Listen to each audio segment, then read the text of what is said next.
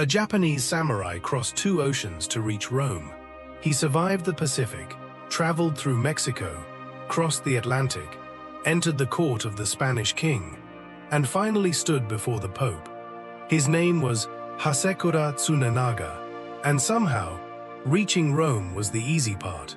Because Hasekura had not crossed the world for adventure, he carried an extraordinary mission from Date Masamune, a powerful lord of northern Japan, one that could open new connections between Japan and the Spanish world. But while Hasekura was moving closer to Europe, Japan was changing behind him. Every mile carried him closer to the people his mission needed to reach, and farther from the political world that had sent him. By the time he reached Rome, the real danger was no longer the distance. The question was no longer whether Hasekura could cross the world. It was whether there would still be a mission left to save.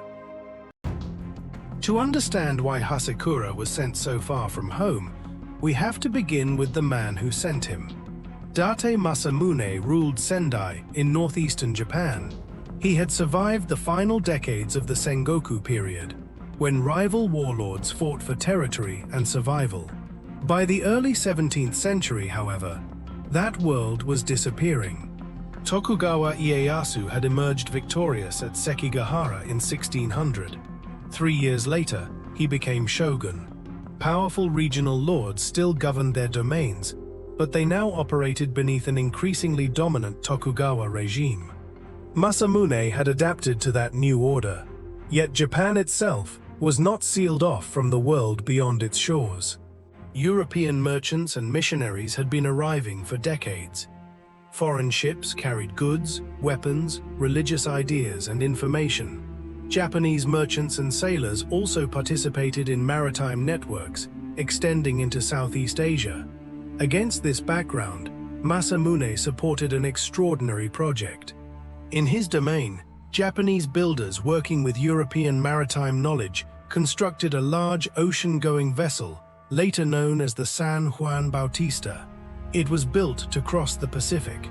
In 1613, Masamune prepared an embassy that would travel first to New Spain, present-day Mexico, and from there seek access to Spain and Rome. But the exact ambitions behind this mission are not as simple as they might appear. Trade was part of the picture, so was diplomacy. Christianity was deeply involved as well. The Franciscan missionary Luis Sotelo, who would accompany the embassy, hoped to strengthen the Christian mission in Japan. Masamune's own objectives appear to have included greater contact and commercial opportunities with the Spanish world. How these goals fit together, and exactly what Masamune ultimately hoped the embassy would achieve, remains debated. That uncertainty matters. The mission was not built around a single purpose, shared equally by everyone involved. It brought together people whose interests overlapped, without necessarily being identical, and somehow, their proposals had to survive a journey across the world. Masamune therefore needed more than a ship. He needed representatives capable of carrying his authority through political and cultural worlds far beyond Sendai. Among those chosen was a samurai named Hasekura Tsunenaga. Once he stepped aboard, Masamune's ambitions would depend on a man who had no idea how long it would be before he saw Japan again. Hasekura Tsunenaga was a retainer of the Date house. He was not one of the great warlords who had decided the fate of Japan. He did not rule a major domain, and his name was not attached to one of the famous battles of the age. But Masamune chose him for something unusual. Hasekura would become one of the central Japanese representatives of the Keicho embassy, traveling with Luis Sotelo and a much larger company aboard the San Juan Bautista. This was no lone samurai setting out to explore the unknown. It was an organized mission backed by political authority, carrying Japanese travelers alongside sailors, merchants, servants, and Europeans across the Pacific. In October 1613, the San Juan Bautista left the Sendai domain and headed east. Ahead of them was an enormous expanse of open water. For months, The expedition depended on a wooden ship, carrying them farther and farther from the country whose interests they were supposed to represent. There was no rapid communication with Masamune. Once the coastline vanished, Japan could no longer answer questions, clarify instructions, or tell Hasekura what might have changed since his departure. For the moment, however, none of that mattered as much as simply reaching the other side. The Pacific crossing lasted roughly 3 months. In early 1614, the San Juan Bautista reached Acapulco on the coast of New Spain. For Hasekura, the arrival was the first proof that this extraordinary plan could actually work. He had crossed the Pacific, but he had not reached Europe. Before him stretched New Spain, part of a vast imperial network linking the Americas to both Asia and Europe. Somewhere beyond Mexico lay the Atlantic.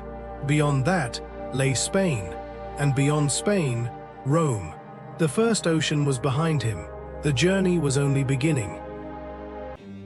Acapulco was not simply the end of Hasekura's first ocean crossing. It was the entrance to the Spanish world. New Spain sat at the center of an enormous network.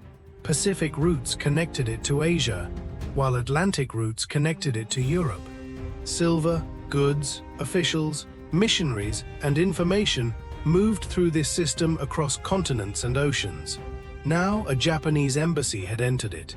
Hasekura and his companions attracted attention, but curiosity alone could not advance their mission. They still had to reach the authorities who could respond to Masamune's proposals. That meant crossing Mexico.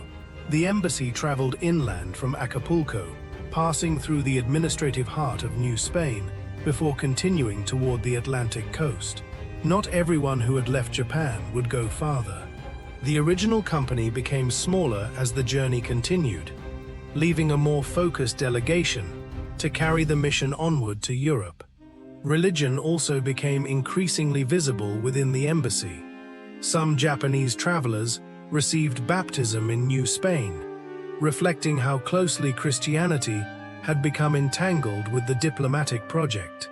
For Luis Sotelo, that connection was central. For Hasekura, it would soon become personal. But first came Veracruz. There, the Pacific phase of the journey gave way to something new. Hasekura had already crossed one enormous ocean, yet Europe still lay across another. He sailed into the Atlantic world and eventually reached Spain in 1614. Geographically, the mission had accomplished something remarkable. Diplomatically, almost everything still remained unresolved. Crossing an ocean required a ship. Convincing a king would require something else. The embassy eventually reached Madrid. There, Hasekura entered the court of Philip III, king of a monarchy whose territories stretched across Europe, the Americas, and parts of Asia. In January 1615, the Japanese delegation received an audience with the king. For the mission, this was a major achievement. Masamune's representatives had reached one of the rulers whose cooperation could give their proposals real weight. They presented their case for relations involving trade and Christian missionary activity. Then, Hasekura himself took an extraordinary step. In Madrid, he was baptized into the Catholic faith. The ceremony gave the mission a powerful public symbol. One of Masamune's principal representatives had not merely traveled into Catholic Europe, he had formally joined its religion. From the outside, momentum seemed to be building. The embassy had reached the Spanish court. Hasekura had been received by Philip III. Rome was now within reach, but diplomacy was moving more slowly than ceremony. Spanish authorities had reasons to hesitate. Masamune was a powerful daimyo, but he did not control the foreign policy of Japan as a whole. Any agreement associated with his domain existed beneath a larger Tokugawa political order, and disturbing news was arriving from Japan. In 1614, the Tokugawa government had placed Christianity under nationwide prohibition. Missionaries faced expulsion, and the environment in which Christianity could operate had changed sharply. For Spanish officials, this created a fundamental problem. Even if Masamune wanted closer relations, could he guarantee that those relations would survive policies being made above him? Hasekura could present his lord's proposals. He could demonstrate the seriousness of the embassy, but he could not speak for the Tokugawa government. The contradiction was becoming impossible to ignore. A Japanese delegation was asking Catholic Europe to consider deeper relations at the same time that Japan's central government was moving against the religion at the heart of those relations. Still, the embassy continued. One destination remained, and its name gave the entire journey a scale few missions from Japan had ever attempted: Rome. In the autumn of 1615, Hasekura Tsunenaga entered Rome. 2 years earlier, he had left northeastern Japan. Now he stood in the spiritual center of Catholic Europe. For Luis Sotelo, Rome offered access to the highest authority in the Catholic Church. For the embassy, it offered another opportunity to present the requests carried from Masamune's domain. Hasekura's arrival became a public event. The Japanese delegation was received with ceremony, and on November 3rd, Hasekura was granted an audience with Pope Paul V. The image is extraordinary, even without embellishment. A samurai from northern Japan stood before the Pope in Rome. The promise contained in Hasekura's departure had finally reached its most spectacular fulfillment. But spectacle was not the same as success. Paul V could receive the delegation and respond to its religious appeals, but the larger commercial and political questions could not simply be settled in Rome. Spain remained crucial, and the doubts surrounding conditions in Japan had followed the embassy across Europe. No ceremony could change the basic problem. Hasekura represented Date Masamune. He did not represent the Tokugawa government, and that government was already moving in a direction that made the embassy's hopes increasingly difficult to realize. Rome was therefore both the high point of the journey and its false summit. If Hasekura's story ended here, it would look like a triumph. He had done what the title of this story promises. He had crossed 2 oceans to reach Rome. But reaching the destination was not the same as achieving the mission. Hasekura still had to turn around. He still had to carry whatever the embassy had achieved back across the world. And while he had been moving toward Rome, events in Japan had continued without him. The most important part of his story was no longer about how far he could travel. It was about what would still be waiting when he came home.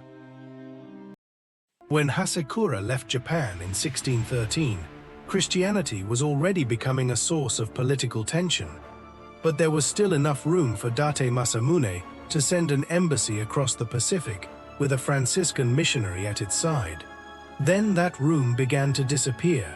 In 1614, while Hasekura was thousands of miles from home, the Tokugawa government imposed a nationwide prohibition on Christianity. Missionaries faced expulsion, and the religion came under growing pressure from authorities. The timing struck at the heart of the embassy. Hasekura was traveling through Catholic Europe, trying to advance proposals in which Christianity played an important role, while the government ruling Japan was moving against that same religion. And distance made the contradiction harder to overcome. Information traveled slowly. A decision made in Japan could take months to reach Europe. By the time Hasekura learned what had changed, the political conditions under which he had departed might already belong to the past. Meanwhile, the Tokugawa order itself was becoming more secure. In 1615, the destruction of the Toyotomi at Osaka removed the last great military challenge to Tokugawa supremacy. After generations of civil conflict, the new regime was in a stronger position to define the political boundaries of Japan. Date Masamune remained a formidable daimyo, but that did not make him the voice of the shogunate. This was the weakness that no successful audience in Europe could solve. Spanish authorities were being asked to consider proposals associated with a regional Japanese lord, while receiving evidence that Japan's central government was moving in another direction. The embassy could demonstrate Masamune's willingness to engage with the Spanish world. Hasekura could show his own commitment. So Tello could argue for the future of the Christian mission. None of them could guarantee what the Tokugawa government would permit. After Rome, Hasekura returned to Spain. The great audiences were behind him, but the larger agreements the embassy had sought did not materialize as its supporters had hoped. The oceans had been crossed. What the mission could not overcome was the political reality changing around it. And now, Hasekura faced another consequence of the enormous distance he had traveled. He had to get home. The return journey stretched across years rather than months. Hasekura moved back through the Spanish world, eventually reaching the Philippines before continuing toward Japan. During those years, the religious environment at home continued to harden. The irony of the journey had become impossible to escape. Every great milestone that made Hasekura's mission extraordinary, the Pacific, Spain, Rome, had required time. But time was exactly what the mission did not have. He had succeeded in reaching the people his embassy was supposed to reach. He had entered the courts it had sought. He had carried Masamune's proposals farther than geography seemed willing to allow. Yet the future those proposals imagined depended on circumstances Hasekura could not preserve from thousands of miles away. Nearly 7 years after leaving Japan, he was finally approaching home. He had crossed the physical distance between Japan and Europe. While he was doing it, the political distance between them had grown. In 1620, Hasekura Tsunenaga returned to Japan. The man who came home had seen a world almost unimaginable from the Sendai domain he had left behind. He had crossed 2 oceans. He had walked through New Spain and entered the Spanish court. He had become a Catholic. He had stood before Philip III, and in Rome, he had been received by Pope Paul V. But none of those achievements could restore the conditions of 1613. Christianity now faced a far more hostile political environment. Soon after Hasekura's return, restrictions and persecution would intensify even within the Sendai domain that had originally sent an embassy abroad alongside Luis Sotelo. The opening through which Hasekura had traveled was closing. The final years of his life are far less clearly documented than his journey, and later accounts have filled some of those gaps with stories that cannot always be established with confidence. There is no need to turn those uncertainties into legend. The outcome of the embassy itself tells us enough. It did not produce the enduring commercial and diplomatic relationship with Spain that its supporters had hoped to create. Hasekura's reception in Europe could not reverse the direction Japan was taking toward Christianity.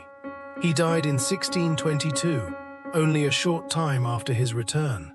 If success is measured only by the diplomatic future the embassy sought, then Hasekura came home with far less than the scale of his journey might suggest. But that is not the only way to understand what he accomplished. He had left a regional domain in northern Japan and reached some of the most powerful courts in Europe. He had crossed the Pacific. He had crossed the Atlantic. He had reached Spain. He had reached Rome. The geography had yielded. The future had not. That is what makes Hasekura Tsunenaga's journey more than an extraordinary travel story. He crossed the world during a narrow historical moment when a Japanese lord could still imagine building a direct relationship with Catholic powers thousands of miles away. Then history moved faster than the ships connecting them. The greatest barrier in Hasekura's story was never an ocean. It was time. By the time he returned, the future his embassy had traveled so far to pursue was disappearing. The samurai who reached Rome had come home to a different Japan, and no ship could carry him back to the Japan he had left. So was Hasekura's mission ultimately a failure, or was reaching Rome itself an achievement extraordinary enough to outlive the diplomacy that failed around it? Tell us what you think in the comments. And if this journey changed the way you see the samurai age, subscribe to Blood and Thrones. Beyond the famous battles and warlords are stories like Hasekura's, moments when Japan collided with a much larger world, and history took a direction almost no one aboard that ship could have predicted. We'll uncover another one in the next video.